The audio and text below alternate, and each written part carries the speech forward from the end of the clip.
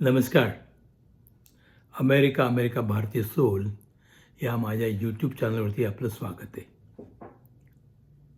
मी जी गोष्ट आज तुम्हाला सांगणार आहे ती गोष्ट बऱ्याच वर्षांपूर्वी पब्लिश झाली होती. असा विचार करा की ज्यावेळी HIV, एड्स अशा गोष्टी नुकत्याच अस्तित्वात येत होत्या, म्हणजे मे बी अर्ली 80s तेव्हाची ही गोष्ट आहे. तेव्हा तो काळ लक्षात घेऊन ही गोष्ट ऐकावी. मी ऑफिस सोडलं आणि गाडीत बसलो. घड्याळात पाहिलं तर 5:30 वाजले होते. हॉस्पिटलमध्ये आत्ता तरी जायचं नव्हतं, त्यामुळे घरी 15-20 मिनिटात पोचायला हरकत नव्हती. नाही म्हणजे 6 वाजताचा चहा कल्पनाबरोबर घ्यायला मिळणार असा मी विचार केला. पण कसं काय ट्रॅफिक जॅम एवढा होता की गाडीत नुसतंच बसून होतो.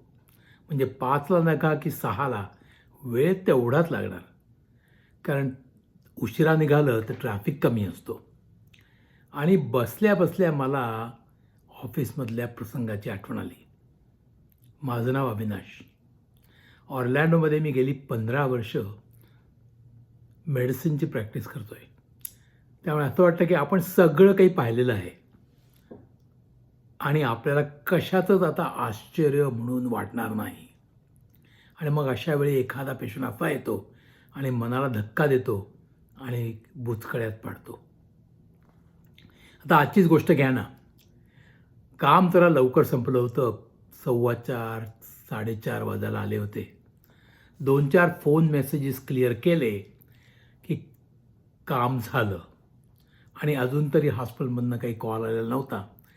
त्यामुळे चला आज लवकर घरी जाऊ असा मनात विचार आला. मुलांबरोबर 5:30चा एखादा शो पाहू आणि मग जमलं तर त्यांना टेनिसला घेऊन जाऊ असं माझ्या मनात आलं. तेवढ्यात माझ्या सेक्रेटरीनं जेनिफरनं एक कार्ड आणून दिलं. साधारणपणे अशावेळी ड्रग कंपन्यांचे रिप्रेझेंटेटिव्ह भेटायला येतात. त्यांना लवकर कसं कटवावं याचा विचार करणार तो जेनिफर म्हणाली, he said he is your friend. माझा मित्र आणि कार्ड देणारा. कार्ड पाहिलं, जॉन नॉर्म्स. अरे हा तर माझा शेजारी. म्हणजे अगदी शेजारी नाही तरी 2-4 घरं सोडून राहणारा. मी जेव्हा नव्या घरात मूव्ह झालो तेव्हा आमची सबडिव्हिजन पुरी झाली नव्हती. बरीच घरं बांधून झालेली नव्हती. काही लॉट्स पण विकले गेलेले नव्हते. माझ्या घराच्या दोन्ही बाजूचे लॉट्स रिकामे होते. उजव्या बाजूला जे घर बांधलेलं होतं त्यात जॉन राहत होता. त्यामुळे माझी आणि त्याची चांगलीच ओळख झाली. त्याचं नुकतंच लग्न झालं होतं, म्हणजे दुसरं लग्न झालं होतं. पहिला डिव्होर्स, मग बॅचलर लाईफ 2-4 वर्ष, मग एका तरुण मुलीशी लग्न. जॉन हा AT&Tमध्ये एक एक्झिक्युटिव्ह होता. वय 52 ते 53. त्याची बायको लिसा 25 वर्षाच्या आतली. त्याची सेक्रेटरी होती. आता त्यांचं जमलं आणि जॉनचा डिवोर्स झाला का डिवोर्स झाल्यावर त्यांचं जमलं हे मात्र मला माहीत नव्हतं. तर असा हा जॉन, याचं काय आत्ता काम निघालं आणि हा माझ्या ऑफिसमध्ये का आला? हा माझ्या तर घरीही बोलू शकला असता. मी माझ्या रूममधून उठून बाहेर वेटिंग रूममध्ये गेलो. जॉनची शिकायण करून त्याला म्हणालो, John what's up, what brings you to here in my office? John हसला, म्हणाला, कॅन वी टॉक? मी म्हटलं शुअर. मी त्याला माझ्या कन्सल्टिंग रूममध्ये घेऊन गेलो. दार बंद केलं. म्हणाला, बोल आता काय ते. कसं बोलावं आणि काय सांगावं हे जॉनला कळत नव्हतं. मग त्याने हळूहळू गोष्ट सांगायला सुरुवात केली. जॉनचा प्रॉब्लेम म्हटलं तर सिरियस होता, म्हटलं तर नव्हता. डायग्नोसिस होता ऑब्व्हियस आणि इझी, पण त्याच्यावरचा विचार मात्र अनइझी करणारा होता. जॉनच्या सिम्प्टमवरून त्याला काय झालं आहे त्यालाही कळलं होतं आणि मला तर नक्कीच. John had VD or venereal disease, most likely gonorrhea. John हा एक बऱ्यापैकी एक्झिक्युटिव्ह होता. त्यामुळे एका बिझनेस मीटिंग कम कन्व्हेन्शनला तो शिकागोला गेला होता. मीटिंग दिवसा, मग रात्री काय करणार? इतर मित्रांच्या संगतीनं आणि नावानं दारूपान झालं आणि मग पुढचा प्रकार. बारमध्ये भेटलेल्या कुठल्या तरी अनोळखी तरुणीबरोबर तो रूममध्ये परत गेला आणि झोपला. आणि आता त्याचं रूपांतर म्हणजे जॉनची व्याधी. जॉनची ही गोष्ट ऐकताना मला असं खास नवल वाटायला नको होतं. अशा गोष्टी मी पूर्वीही ऐकल्या होत्या. फरक एवढाच की जॉनच्या ऐवजी कोणीतरी दुसरं असायचं. मग जॉनच्या गोष्टीनं मला एवढं अंतर्मुख का केलं? कारण जॉन माझा शेजारी होता. मी त्याच्या बायकोला पण ओळखत होतो. आणि आजच्या युगात जॉनकडून एका जबाबदार, शिकला सवरलेल्या म्हणजे एज्युकेटेड माणसाकडून माझी अशी अपेक्षा नव्हती. गॉनोरिया ट्रीट करणं सोपं होतं, पण HIV किंवा एड्स त्याचा तर विचारच करायला नको. मी जॉनला विचारलं, do you realise this is dumb, stupid thing that you have done. You are playing Russian roulette. You're right, Doc. You're absolutely right, Doc. But at that particular time, I did not. Maybe could not, or maybe did not want to think about these kind of risks. यावर मी त्याला काय बोलणार? त्याला treat करणं तर भागच होतं. एवढंच नाही तर इन्व्हेस्टिगेट करणं पण भाग होतं. गोनोरिया, सिफिलिस आणि आता त्याच्या जोडीला HIV ची टेस्ट करणं पण मला भाग होतं. आणि म्हणूनच जॉन माझ्याकडे आला होता, स्वतःच्या कंपनीच्या डॉक्टरकडे न जाता. म्हणजे रेकॉर्डवर काही जायला नको. त्यासाठी माझी काहीच हरकत नव्हती. कोड नंबर टाकून ब्लड टेस्ट पाठवणं हे आता रुटीन होतं. पण एकदा ही टेस्ट पाठवली आणि निगेटिव्ह आली तर ती पुन्हा 6 महिन्यांनी रिपीट करायची जबाबदारी येते.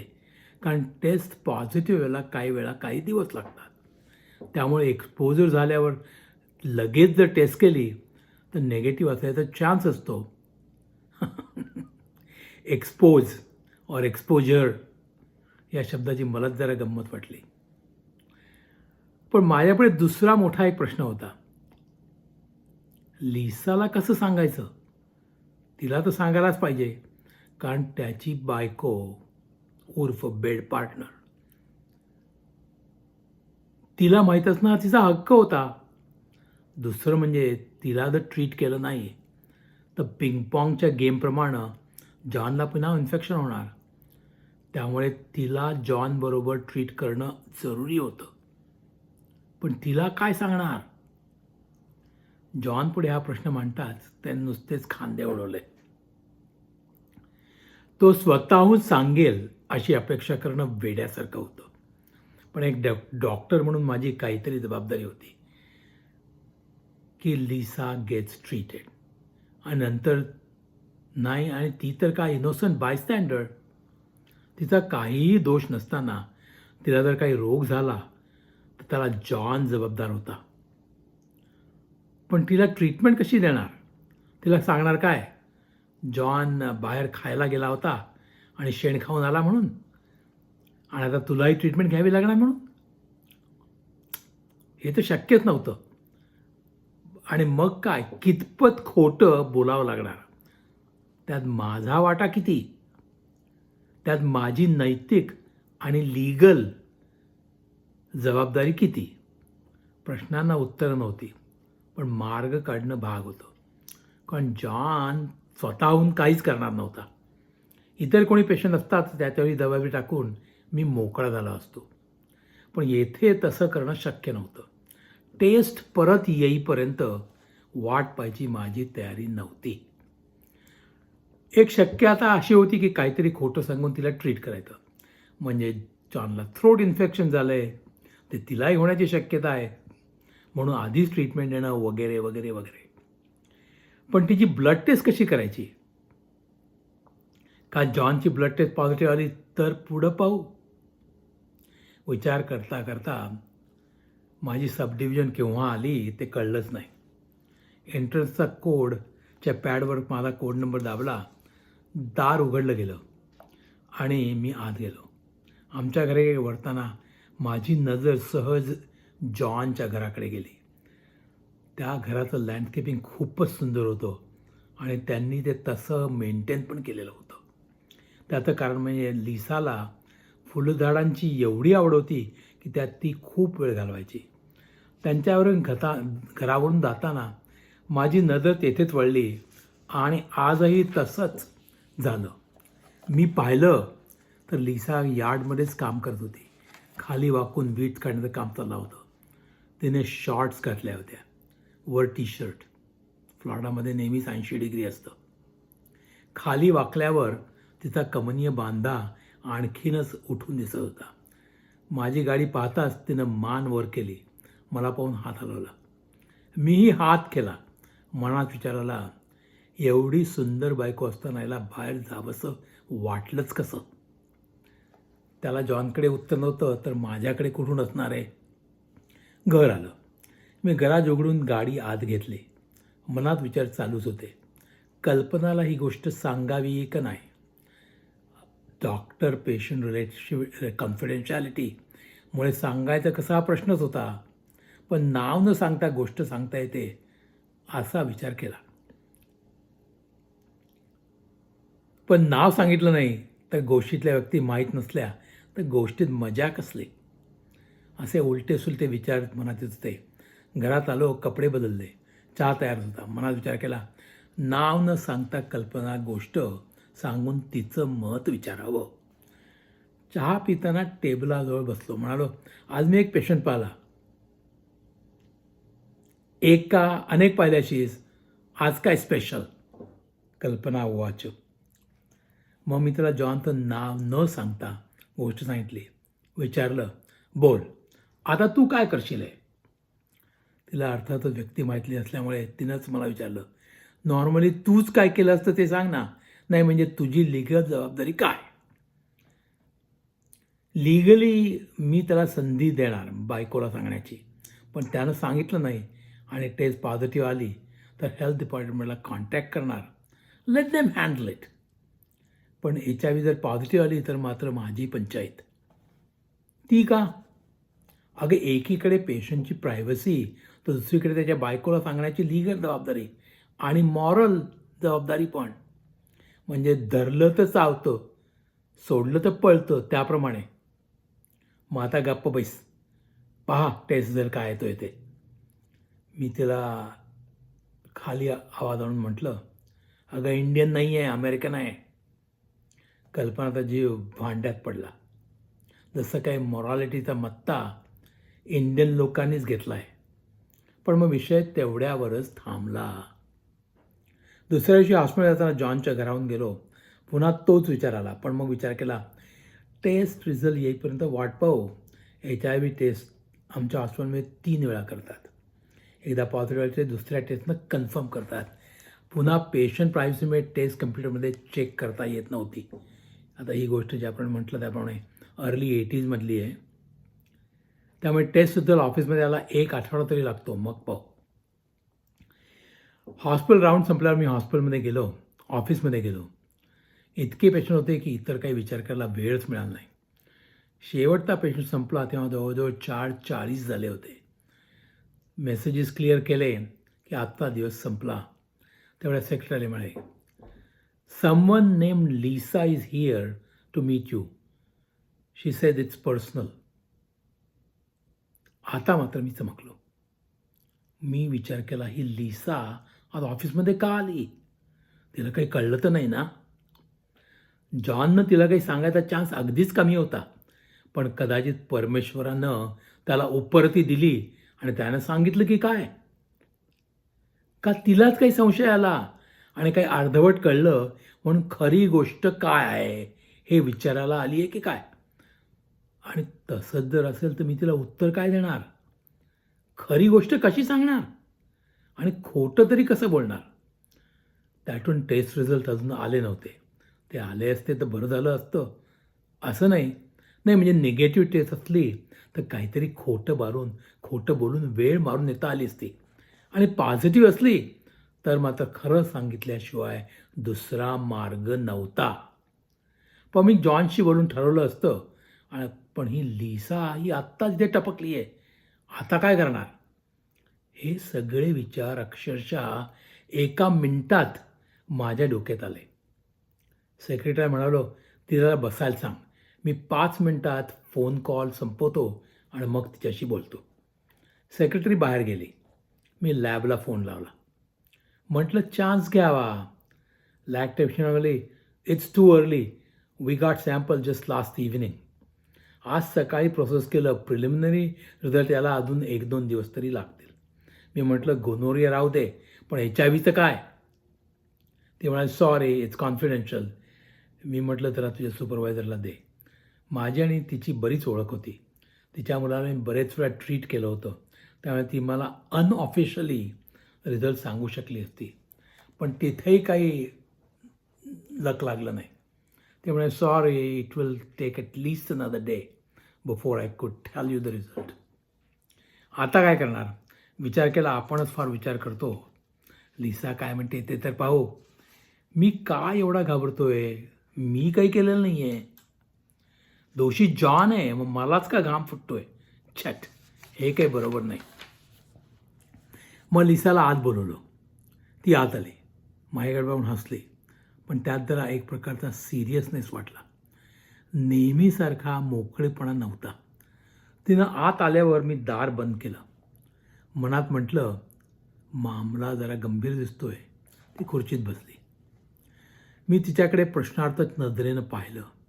मग मीच तिला म्हणालो, हाय लिसा, व्हॉट्सअप. तिने माझ्याकडे पाहिलं. बोलायचं कसं याचा ती विचार करत असावी. मग तिला बोलतं करण्यासाठी मीच तिला विचारलं, is there anything wrong Lisa? काही प्रॉब्लेम आहे का? Yes Avi yes. त्याच्यासाठीच तर मी इथे आले आहे. काय झालं काय? मी तिला विचारलं. तेच कसं सांगावं कळत नाही, ती मला म्हणाली. मला संपूर्ण गोष्ट सांग. ती 1 मिनिटं गप्प बसली. माझ्या डोळ्याला डोळा भिडवून ती म्हणाली, I want to have an HIV test done. आता मात्र धक्का मलाच बसला. मला अजून हे कळलं नव्हतं की हिला टेस्ट कशाला करायची आहे. जॉनचा काही संशय आला का हिला काही त्रास होतोय म्हणून? मी गप्प झालो. माझ्या गप्प बसण्याचा तिने काही दुसरा अर्थ घेतला असावा. कारण ती म्हणाली, नाही म्हणजे माझ्याकडे गायनाकॉलॉजिस्ट आहे, पण मला ही गोष्ट इतर कोणाला कळू नये म्हणून मी तुझ्याकडे आले. You are my best friend आणि माझा तुझ्यावर विश्वास आहे की तू ही गोष्ट दुसऱ्या कोणालाही सांगणार नाही. Not even John. माझ्यावरचा तिचा विश्वास पाहून मी जरा आनंदलो. पण पुन्हा जॉनचं नाव ऐकून चमकलो.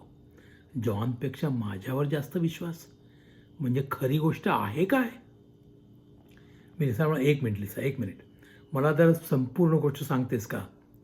तिने माझ्याकडे म्हणाले, हे बघ अवी, ही गोष्ट कोणालाही कळता कामा नये. This should not go out of this room. जॉनला तर नक्कीच नाही, पण कल्पनाला पण नाही. मी म्हणालो डोंट वरी सांग तर खरी.